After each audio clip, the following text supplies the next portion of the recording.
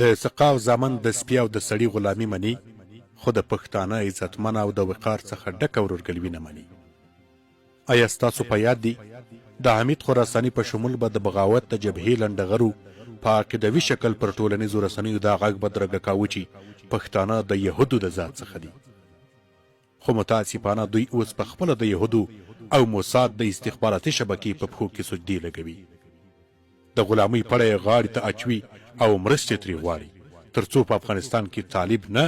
بلکې په صورت عموم پښتانه داسې وټکوي تر څو د دې جغرافي هویت په مکمله توګه تغییر کړي، او څوک یې مخته د درېدلو توان هم ونه لري چې آیا دا ولې. په جمهوریت کې 20 کاله په نمایشي توګه د پاکستان پر ضد شعارونه ورکول، طالب او پښتانه په صورت عموم د پاکستان غلامان بلل. دا په داسې حال کې چې د احمد مسعود پلار احمد شاه مسعود ته همدغه د مضحوط تخلص پاکستانی کارنیلانو او د ISI استخباراتي شبکې ورکړی دی، او احمد مسعود یې په افتخار سره همدغه نوم د خپلې کورنۍ سره ضمیمه او خپلو راتلونکو نسلونو ته وربدرګه کوي. د جمهوریت د پرځېدو په اوله ورځ د دوی د کورنۍ غړي احمد ضیا مسعود، احمد ولی مسعود، لطیف فدرام، خلیلي، محقق، د مقاومت د جبهې لوړپوړي زعیمان او د پاکستان نمایشي دښمنان ټوله په یوه تیاره کې د اسلام آباد د کرنیلانو طواف ته ورغلل، او د سیاسي واک خیرات یې لکه د کلي فقیران په کچکول کې ترې غوښت.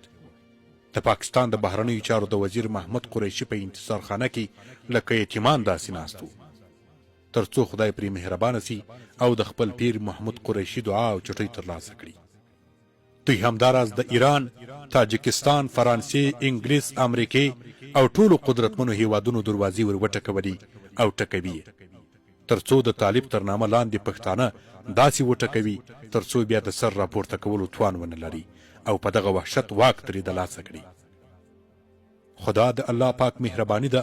پښتانه په فطرتي ډول یو داسې ذات پیدا کړی چې هر څومره یې ټکوي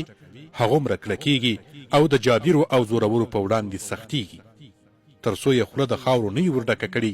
نه کښېني او نه هم ارامېږي. که چیرې موږ او تاسو لږ شاته تاریخ ته وګورو، دغه د سقاو نجسه نطفه د امان الله خان څخه نیولې بیا تر شهید داود خان پورې او تر هغه راوروسته بیا تر نن تاریخه پورې د هیڅ پښتون واکمن مشرتابه نه دی زغملی، که هغه دیموکرات پښتون او که مذهبي او جمهوري غوښتونکی پښتون. په جمهوریت کې د خرکار زامنو حمید کرزیانو د افغانستان د 68.9% پښتنو واک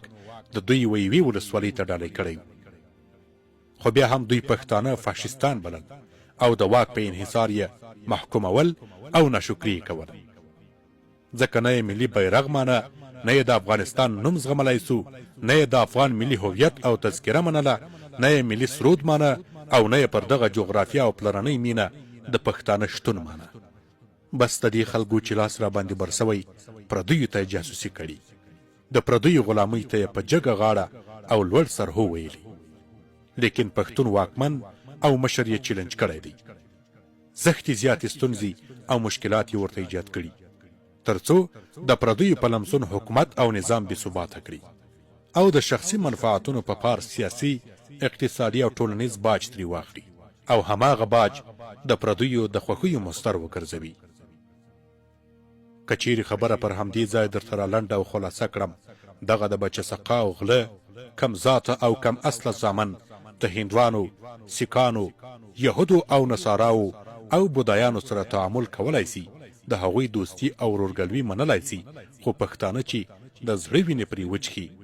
او ځان ورته قربان کړي، بیا یې هم دوستی او ورورګلوي نسی منلای.